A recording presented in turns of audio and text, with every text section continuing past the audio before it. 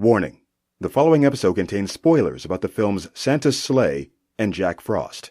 And for residents of California, please be advised there is a cotton blizzard weather warning in effect. Welcome to Marianne's Macabre movie review. Hello and welcome everybody. We've got Dave and Keith and Marianne, and we're here for Santa's Sleigh. Was this a WWE production? I don't think so. I don't think Really? it was WWE related at all. No. Really? Okay, yeah. So we just have two wrestlers in it just for giggles? Yeah. I mean, I think it's really a stretch to say that Tommy Lister is officially a wrestler. I think it was mostly a cross-promotional thing for... No holds barred. Yeah. He did come in and have a match though with Hogan. Yeah. So I think you can consider him a wrestler. He might have done more than that early on. I don't know. So Right.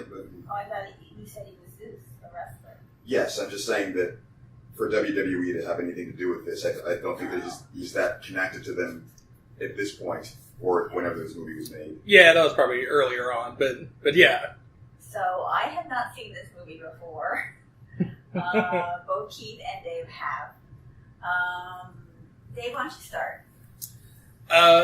Santa Sleigh. I love Santa Sleigh. I think it is a lot of fun. Is it a terrible movie? Yes. But it's also a lot of fun. It does not take itself seriously at all. Everybody looks to be having fun and a good time in this movie. I like the little backstory that Santa had lost a bet with another angel, and that's how. And he's originally, an evil demon or whatever, and he loses a bet in a curling match to an angel, so he has to become good, and that's how he ends up delivering presents to kids for 1,000 years, and now his 1,000 years is up, and he's here to kill everybody. So I think it's fun. I like it a lot. Keith? Indeed. It's, they actually mentioned more. I mean, it was hard to hear some of the things, so I actually hadn't caught some of the backstory about the significance of the 1,000 years being up. Yeah. But overall, I think two things were funny about that to me. One was that they did a lot more than they actually had to do, I thought. I mean, if you think about the thoroughness of the backstory, I thought that was pretty clever, and that's for what it is. Right. Certainly. Again, not great, but Yeah. still, they put more work into it than they needed to. Mm-hmm. So I'll say that much. Also, just there's something comical about the way that they didn't hold back the revelation of Santa at all. It was just from the beginning. And was riding through town on this with his bison, just like it was nothing. Yeah. Like before the strip club scene, for example, giving it to the valet, that kind of thing. Yeah. Just, hi, I'm here. Yeah. I liked the movie. It was very funny. Not great, but funny. As I said, this is the first time I've seen it, and I really enjoyed it. I'm trying to think of. I can't really have anything intelligent to say about this. I cannot, yeah. Because, it was just a fun movie. It wasn't really like, here is a groundbreaking, monumental, cinematic masterpiece here. Yeah, I like that they try to like bring you in right from the beginning. Oh my gosh. They've got a bunch of I guess a couple big name actors. You got James Caan and Fran Drescher and Rebecca Gayheart, Chris Kattan. They're all in this beginning scene, eating dinner at the dinner table, and then Santa comes in and just takes care of business right from the get go. So I was expecting that to be the movie. So I was like, well, wait a second. What? Isn't the movie over now? Yeah. He just killed everybody. It's funny, they never really explained why he showed up to get them. I don't know if just... Why first? I was like it seemed like this is the first house he stopped at. Mm-hmm. Like, you guys are all real jerks. Yeah. So it's they pull you in right at the beginning, and then they move on to to the your main characters, the kid Nicholas Yulson and his grandpa and his I guess girlfriend. Girlfriend. Yeah. Just keep calling it a relationship. Mm-hmm. So, what did we like? What we didn't like about this? Already been covered. Cake. All of it. Be a quick one, obviously. So, by contrast to, say, Krampus, you mentioned that during the movie. It's, again, ties back into the surprising thoroughness of the backstory. Little things are kind of throwing in there about being like, sort of like an antichrist or something like that. What was his... How was he spelled? He was the second, Second Immaculate Conception. Yeah. It was I forget was the mother's name Gina or something Stacey, or Erica or yeah. it was some like normal name, Yeah. and Satan and Santa was the spawn of them, and yeah. So they should have done like at least that much in Krampus. They should have done something. Like they just had him showing up with a bell, and you're like, what the hell? They didn't They didn't do anything about the backstory of actual Krampus, which most of my friends who are big Krampus aficionados, I guess, if there's such a thing. Yeah, they wanted like a story about Krampus, and they did this comedy, Jack in the Box that eat people type stuff. Yeah, Nothing about the actual meat or history of Krampus. So this I really enjoyed. I liked the backstory. Thought that was really interesting. Goldberg's acting was good for a wrestler. Yeah. When I think of him in this movie, I kind of think of like early Arnold Schwarzenegger. Like he's got a bunch of the bulk of his lines are like funny one-liners that he just kind of shouts out. Like his reactions to things were just like over the top, kind of like, huh? Yeah. Like what? Yeah. No. Yeah, but I mean, that's not what Santa would do. Yeah. Come on. Santa wouldn't spear the deli guy through his deli His counter menorah? and stab him. He did like stabbing people a lot. He did. Icicles. Candy cane. Oh yeah, and then shoving it into their head. Yeah. In various different ways. James Caan got the turkey leg in the mouth and then smashed on the table. And the guy that was trying to rob the Jingly Bell Salvation Army. Yeah. Santa, which was actual Santa, the bad Santa. Mm-hmm. So yeah. So let's go to ratings. What would you rate it, Dave? So you can give it your 2 factors. There's no scare factor in this one, obviously. No, this is mainly comedy, so I like it. I like it quite a bit. Entertainment value, I'll say it's like an 8. If you give it just a like standard, a standard grade, then I would say 4. Yeah. But I love it. I think it's a fun movie. If you enjoy like goofy, off the wall type things, right. I'd say watch it. Yeah, I think that some of the characters were rather frustrating to watch. Yeah. But the kid and the girl. Yes, in the context of it being something that's supposed to be funny in that way, then yes, it's fine. And you have the preacher guy. Oh yeah. Who, the thing that Keith brought up was like, I believe you. I believe you. I'm sorry I ever questioned you. And then questions him like 5 more times. Immediately following it. Every little thing. Yeah. This is ridiculous. Why went to acting? Why He's like, why are you doing this? So frustrating. But also there was one thing that I think completely took Marianne out of the movie. Otherwise, before that was very realistic to her. But what was the thing that you caught? The full moon being so close to the ground, and it was totally unrealistic. So that was it. And then they had Goldberg float across it, and it reminded me of like the E.T. scene where he's flying in front of the moon. Oh, come on! There is never always every movie always has the full moon in it. Yeah. Ugh. Yeah, it was enormous. Yes. What were your ratings? 8 and 4 again? Those are his. I don't really have a number I can give this. Is it that low?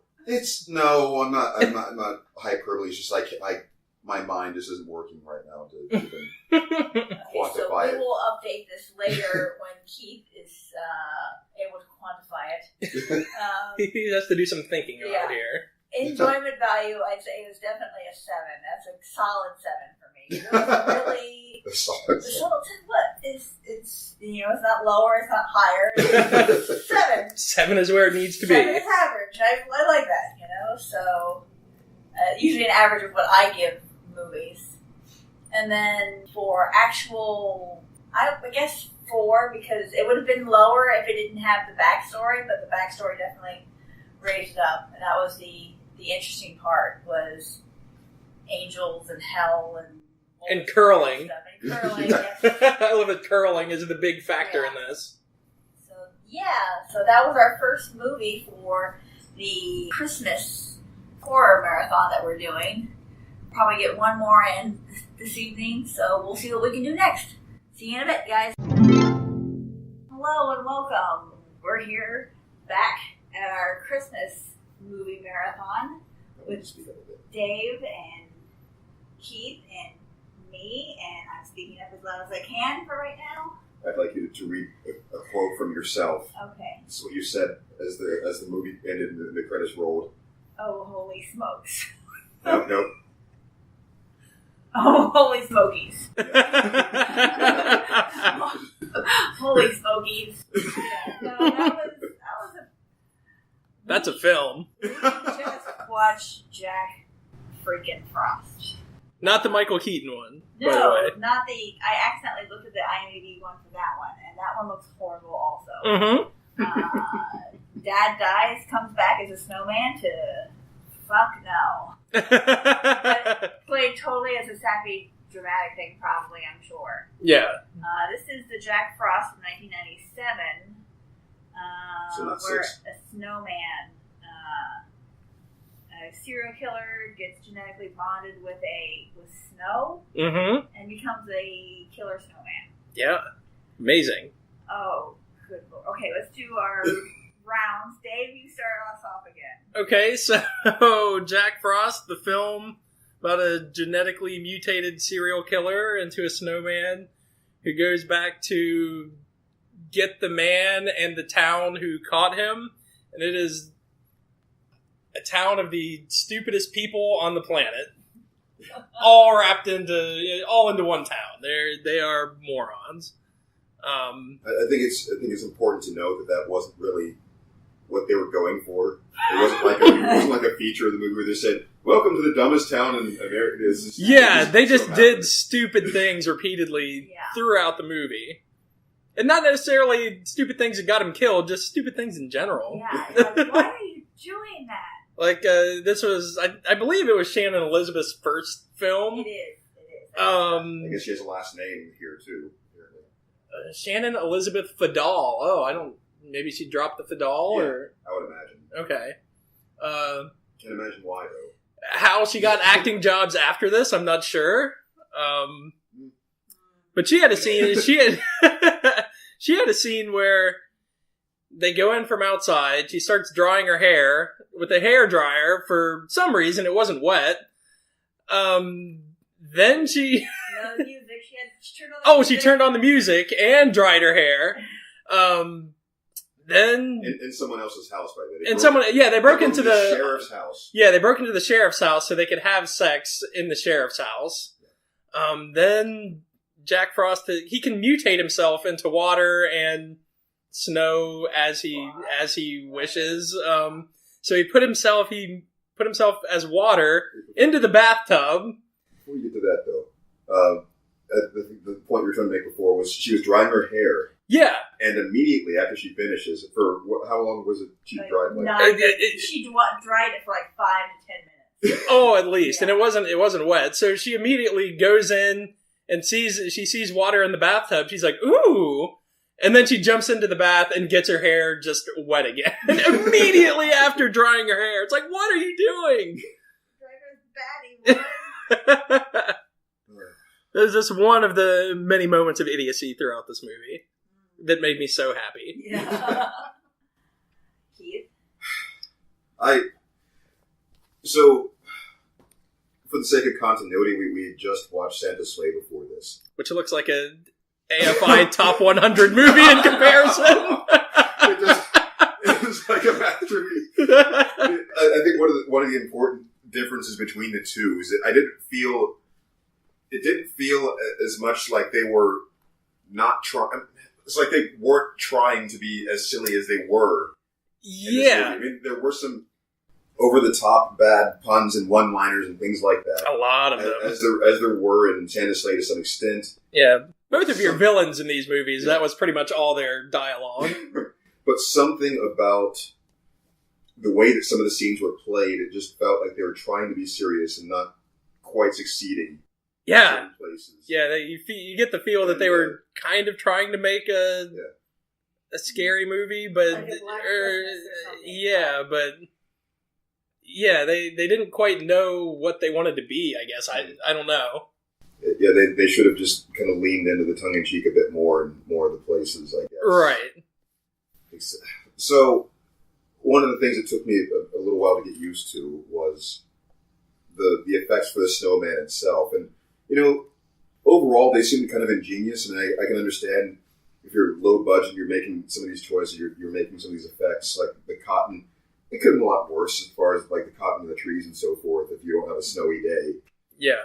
It was filmed in California. California. Okay. I feel like if you're gonna just make mittens for the snowman or whatever, have this plank. You could at least just put like some puppet arms on somebody, or put some gloves on someone, and just have them grab something instead of having this thing where it looks like fan blades, swiping things. You're just like, why not just? Yeah, and he looked very. I don't know. I don't know if it was plastic or like styrofoam balls or something. It just. I don't know, and he looked like very. If he was trying to move, then it was bad. Like most of the time, he's just stationary, sitting there, and like Heath said, fan blade arms going, and just it looked bad. I mean, there were all kinds of things they could have done where they could have just not shown him moving at them in certain places, or they could kind of cut away and suggest that he has just committed some act of violence. Oh, there's a blood spray, or there's whatever. I mean, why even? What I like, what they could have done is, I don't know if you guys have ever seen Doctor Who with the Weeping Angels, but it's like, it's there, you turn around, it's here, you turn around, it's here. It moves closer. Right. Time. Yeah. You've actually made that pretty creepy. If you think about it. Making the faces a little differently instead of having to try and make it like a happy snowman the whole damn time. Yeah. Except when it got to... And in a lot of their musical selections, it was like, it sounded like surf music, like you're at a beach blanket movie. Yeah, it was like Trans-Siberian Orchestra meets the Beach Boys. So that, I mean, that, if they're trying to make a scary film, that detracts from it right away. Like, I want to give Shannon Elizabeth some credit, though. I mean, I don't think that she herself was necessarily a bad actress in this so much as she was in a bad film. She was doing. I feel like she was doing what they were telling her to Absolutely, do. Yeah. But I think that was one. I'm not sure which one you mean yet, but I want to say like that was one of the most awkward foreplay scenes I'd seen in just the thing that the 12 days of Christmas. Instrumental as they're stripping. Yeah. I was just so uncomfortable. Yeah, and it was like they had so many layers on. It took a long time for them to disrobe. Then finally she's like, nope, now you got to go build me a fire and give me some wine. And they had the champagne, the wine court scene. But what was he doing with the wine? That seemed like something that maybe a person who was learned in the ways of wine would not have done. Yeah. Put ice in it. Yeah. So he goes to it looked like the bit was going to be that there was like a carrot in the freezer, like maybe he stuffed himself in the freezer or something. Yeah. That, I guess, was not the reveal for whatever reason. Right, yeah. So he's chipping away at the ice to put it into the glass of wine. Jenny and Megan, if you're listening, you would be appalled. So we're going to have to show you the scene. So what was the line?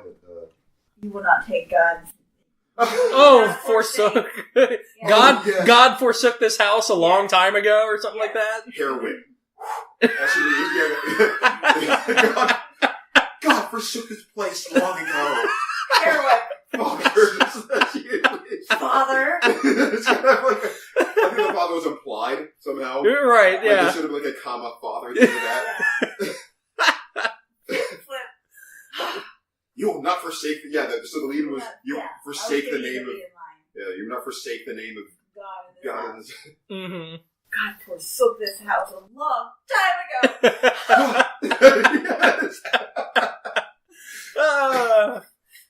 And thus a career was made. Yeah. So, my thoughts were holy smokies. Oh my gosh. It was such a bad movie.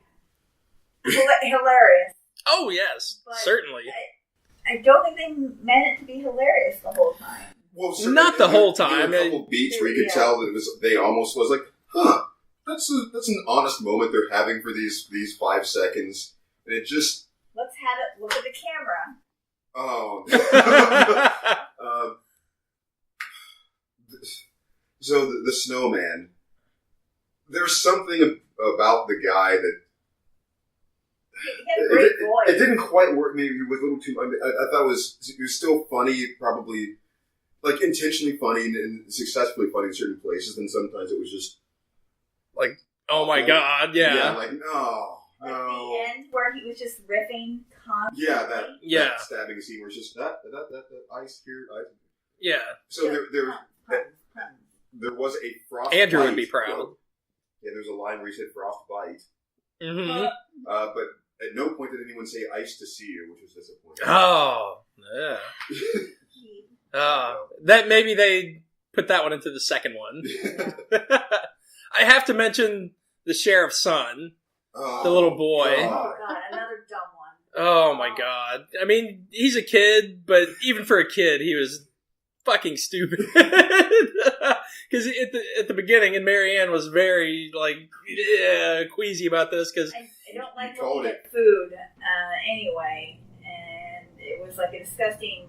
I mean, it would have been better if it had been poop, but it was just... Oreos and marshmallows, supposedly oatmeal put together, all into a thing, and then Dave.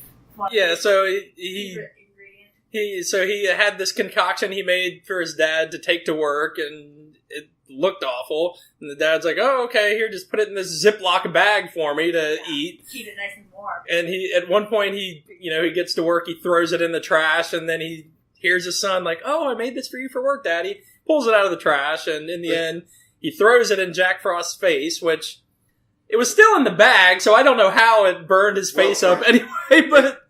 He put it in the backseat of his car. Yeah, he throws it back into the backseat of his car. So later on, as Jack comes into the car to chase them out, he's in the backseat and somehow... It's on the dashboard all of a sudden. Yeah. Yeah, because they were in the front seat, he was in the back. Throws it onto the I didn't see the throwing. Yeah, he throws it onto him. So how his concoction ate through Jack Frost through the Ziploc bag, I don't know. But anyway, the secret ingredient to his his oatmeal, he said, I didn't want you to get cold, so I put antifreeze in. It's like, oh my god. Kid, are you kidding me? So yes, antifreeze was the secret ingredient to the oatmeal that ended up being the demise of Jack Frost. So, looking at the IMDb trivia for this, it was shot in 18 days. Seems like a lot. It was shot in California, but it was during a drought, so there was actually no snow. So they did foam and cotton swabs were used as substitutes for the snow, which we could tell. You could tell it was foam and cotton swabs. Well, there was one time we definitely thought it was coconut. Snowmen. Yeah, they had a snowman contest. The world's furriest snowman. Yeah, it looked like they used coconut to make their snowman. Definitely. This film was originally going to be done on a $30 million budget. $30 million? What did it end up being? 30,000. I haven't looked that up yet. It couldn't have been much. Most of the budget went into fake snow and cotton. The stunt sequence with Sam and Jack falling into out of the window into the back of the truck was done in a single take. Oh, much like the rest of the movie, I would think. Yeah. Especially because remember he fumbled that one line. My son, I need to be looking at funeral. That was to bury my son. Yeah. One of the actors that read for the role of Jack Frost actually pulled out a knife during his audition. He probably cut his throat after he read the script.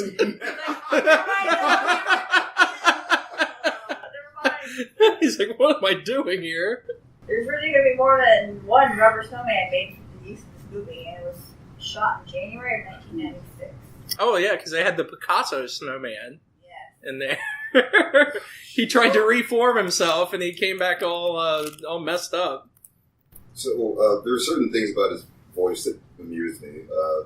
That opening shot where the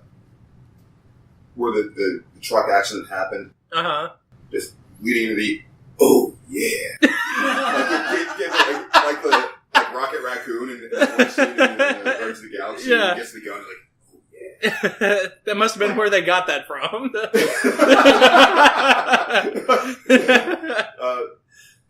why can't I think of his name right now? Bradley Cooper. Yeah, Bradley Cooper. Yeah, I'm sure that he was watching this. He had to have been. But there's one other thing, like toward the end, reminded me of like Pickle Rick out of nowhere. Yeah. Oh no! You know, as he's going to the antifreeze. Oh, yeah. He reminded me of a poor man's Joker. Oh. He really wanted to be funny, and he kind of had that, when he was in the jail, or going to the executioner in the truck, executional truck. Oh God!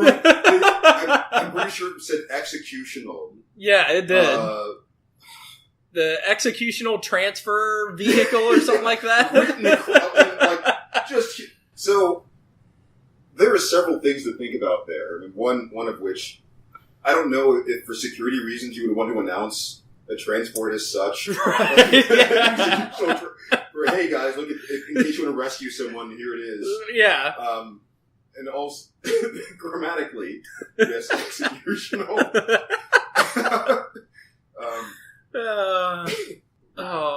Well, and another thing, though, I could have watched maybe like an entire movie of the chemistry between Jack Frost, his actual name, I guess, and the sheriff apprehending him. That was good. Just that interplay, like, yeah, I'm being so freaking cooperative right now, you idiot. Yeah, just like, when he found him, because it was just Jack Frost is taking a leak on the side of the road, and that's how the sheriff stumbles upon finding the serial killer. It's just so funny. Just he's like, he said, "Can I see your license?" And Jack Frost tries to go into the car because he's outside to get his license. He's like, "No, stop! Yeah, get away from the car." And he's like, "Well, do you want me to go into the car and get my license or no?" And What you think the way you phrased it was, "Well, sheriff, you need to make up your goddamn mind." Right? Yeah. Yeah. That was good stuff. Which immediately gun. Yeah. He just immediately pulled the gun on. It's like, okay, it was a good call.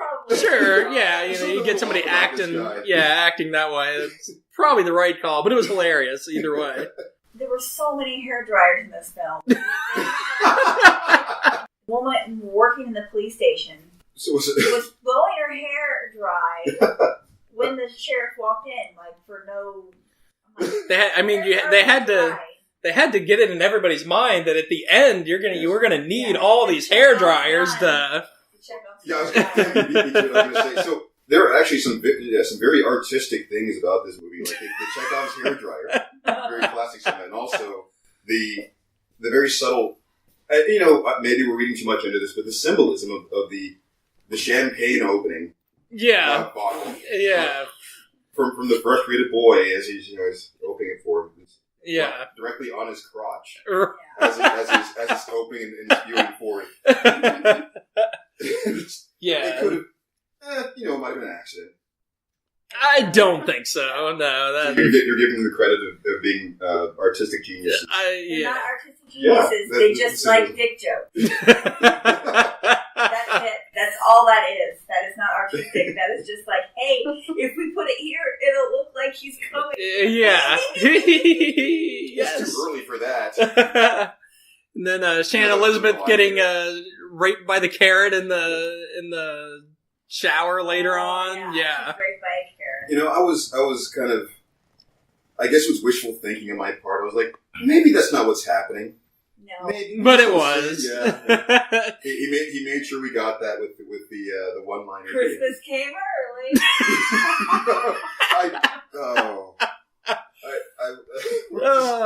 Oh no. Is this rated R ticket? Yeah, for sure. For sure. The voice of Angela coming down. The question was whether or not it was rated R. It's maybe a soft His voice R. kind of reminded me of Chucky too. I'm sure that was intentional. I mean, I'm sure there were some, or at least within the genre of animated or reanimated inanimate objects, whatever they call that. Yeah. Effigies. They were going to do $30 million into this thing? And it had a different director. Oh. Too. Good stuff. So this didn't feel like a $30 million script. No. What would happen? I try to imagine. Let's say you throw enough money at it. Would the acting have been better? Would the effects have been better? Who knows? But I don't see how that would have ended up being.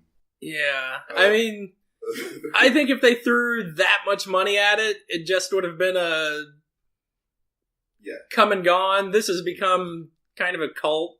Has it? I mean, yeah, I'm pretty sure. I'm pretty sure it's got kind of a cult following to it. There were a surprising number of likes, and I mean, I went on Facebook and posted a little, which I love that feature now. Though I'm watching, and you can kind of tag something, have the official page of it come up. Yeah, this official page, I'm pretty sure. I think I got the right one. Didn't have a picture for it. It had like 12,000 something likes on it, which is more than Yeah, so I feel like it's got a little bit of a cult following. I mean, it was enough to get it a Blu-ray release, so... Oh, man. There were some pretty, HD-looking shots, and I remember thinking, wait a minute, that's... all right. Yeah, so... somebody put some time into at least the... Yeah, I feel like picture quality. If money would have been thrown at it, it might have lost its, comedic value and... Right. Unintentional comedic value, a lot of it, but it could have been one that just came and went and was never thought about again. I think that might have been its saving grace, is the idea that people could look at it and go, well, they only had X amount to work with. So I think if they'd actually made it apparent that there was money involved, it would have been pure hate. If you're watching these. Plus, with the 18 days, I think it would take longer than 18 days to make an actually good movie. Sometimes.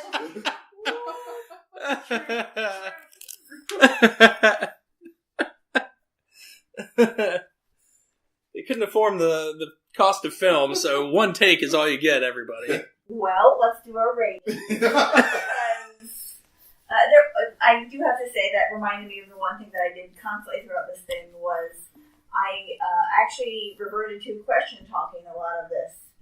So, I looked at the cover, it was like a snowman? And what was the other one? Oh, I wish I could remember right now. Well, there was a lot of very questioning of things that happened. This premise. What? What just happened? I don't know. So it was very, very interesting film. I will go first with the ratings this time. Entertainment value is 7 or 8. No. I'm going to compare it to the other film that we just watched. It's a 6. Because the other film was better. You said it was a solid 7. Yeah. Solid 7. Like, experience. Yeah. So now this is a little bit lower because while I laughed a lot, I did groan a lot. And I can't believe we're doing another pun. It's Batman and Robin. Oh, Mr. Freeze, yeah. Puns. Yeah. All right, everybody, cheers. Again, we come back to Arnold this time. I think that was nice to see you in that. Yeah, and nice to see you. In Batman and Robin, I think. Wonderful. So, cinematic quality, I'm giving this a 3. Because the snowman was okay until he started reaching for things. There were a lot of gaps in it where, like, a giant axe would be shoved into someone's head, but it wouldn't come out the back. They say it just goes down his throat. Yeah, but somehow. that's not how. Axes don't bend like that. It's the rubber. And Well, then it was the handle of the axe, so that's... doesn't matter. Doesn't matter. The handle's what got shoved down into his mouth, not the axe part. You said the axes don't bend. Okay, Keith. Ratings. So a couple things I forgot to do for both this one and the one before. I remember mentioning I wanted to start doing the points of no return. So for Santa's Sleigh, the point of no return, and my idea for this, I feel like it would be kind of wasted to put it on this podcast in particular to do the long explanation. But the idea is, where could the people who were being killed by these things, where could they have gotten out of this? What was like the last possible point where they could have escaped? And really, there wasn't anything that could have been done for Santa's Sleigh unless they just didn't live in that town, I guess. The town of hell. And they were coming after Yule's son. Individual, so yeah. So anyone around them was going to get, or if the kid hadn't written the letter to Santa, maybe that might have been the fatal mistake. Yeah. So for Jack Frost, the point of no return, I think would have been, God, I don't know, not pulling him over for the sheriff, not just going, you know what? Yeah. Just go in and take a leak. I'm gonna get out of here. Yeah. Get out of your hair. Bye. Yeah. Or not putting executional on the. Yeah. or okay, yeah. Actually, there were a couple of things. Why the fuck are you? What is so urgent that it had to be? What is it? Christmas Eve or whenever they were doing this? Yeah. In a snowstorm, driving this person to an execution. Yeah. And it's like, maybe we just call it a day and try again tomorrow. Yeah. Taxpayers aren't putting up with that at night. Yeah. So here's the other thing that I remembered from it was the letters written to the sheriff by Jack. Oh, yes. He wrote them as in ransom letters, cutting out the letters and everything to remain anonymous, but then signed it. Yeah. But wrote Jack Frost on the bottom of it. The whole intent. We're not convincing anybody. The whole intent of doing it that way is so that you don't know who is sending those to you, but then you sign it Frost at the bottom. It's oh, Christ. He wanted to terrorize him, but maybe the reason why he chose the letters was because of his penmanship. Those mitten hands. He wasn't a snowman then, though. Oh, wait, that's right. No, that was before. Oh, God, why would... And how did he get them sent from jail, too? Actually, I think it would be easier from jail. It's just just send it to another jail. Hey, you guys know the sheriff? Can you just send this to him?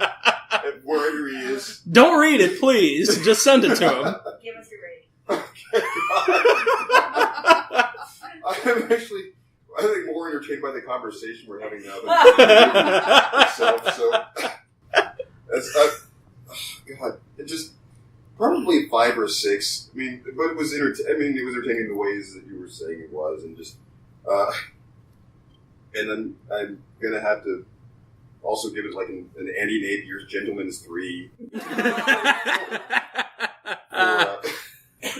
For the quality. There was another thing that we didn't bring up that was problematic, which was that there seemed to be some sort of continuity issue with the people avoiding water. Yeah. Like they were scared of it, like they somehow knew to the way that the snowman worked and the powers, even though they didn't know he was a snowman at the time. Yeah, they should have known that he was a snowman. They should have known that he could do anything to them, or that avoiding water would in any way help them, or to be scared of it. So, you had the woman, the mom, going going for the leak in the kitchen. But, like, she was so timid so, about going after I can't touch that cabinet handle. I can't get wet. Like, why would she? It felt like it went on for minutes. Yeah. Yeah. For reaching for the thing, and I'm just like, dude, if I see that in my kitchen, you'd be like, oh my gosh, just like jumping for it. Yeah. And this for the keys when he was reaching. Yeah, the sheriff with the keys. It's like he's like, oh, I gotta run and get the keys because I left them in the door so I can get out this locked window. And instead of just sprinting down, grabbing him, running back, he just did the slowest walk and slowest attempt to pull the keys out. And then he dropped them. And then he's like, oh my god, I dropped them. Let me go in slow motion down here to get them. Oh, keys, where are you? It's like, you can see them right there. Yeah, just pick them up and run. That's all you have to do. Sprint. I didn't understand why they put all those aerosol sprays in there. Yeah. And then Chekhov's hairspray. Yeah. That's what they did too. Your rating. I'm along the same lines as you guys. I'm gonna go with a 7 on entertainment value and a 3 on actual quality of the movie. Just for the same reasons we've described before. It's a fun one to watch with other people, and you'll laugh a lot, and then you'll Marianne, you'll groan a lot. What are you doing? So yeah, same 7 and a 3. Angela, you came in middle to end. Mm-hmm. What did you think? I just thought it was really dumb. So probably entertainment value, I'd probably pick a 7, and then just the actual was the other thing. The actual critically acclaimed. Yeah, a critical review of the movie. Probably a 3. Yeah, that's good. Alrighty, folks. Hi folks, it's Marianne from Marianne's Macabre Movie Review. I wanted to fill you in on a few things that are happening.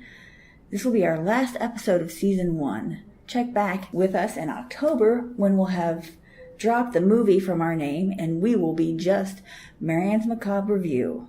We'll cover TV, books, web series, and of course, we'll still cover horror movies. While we're on hiatus, I want to remind you of the other programming we have here on IABD Presents. This will give you some ideas of what to listen to while we're away. First of all, we have a new one called It's All Been Done, a Bare Naked Ladies podcast. We also have Sasquatch Smashers, The Good, the Bad, and the Geeky, and It's All Been Trekked Before, along with Dirty Story Night. But if you want something more visual, you can check out our YouTube channel where we have Nikki Tells You How to Live Your Life and our quarterly book club. And don't forget to support us at patreon.com/IABD. Thank you. Who's got the time?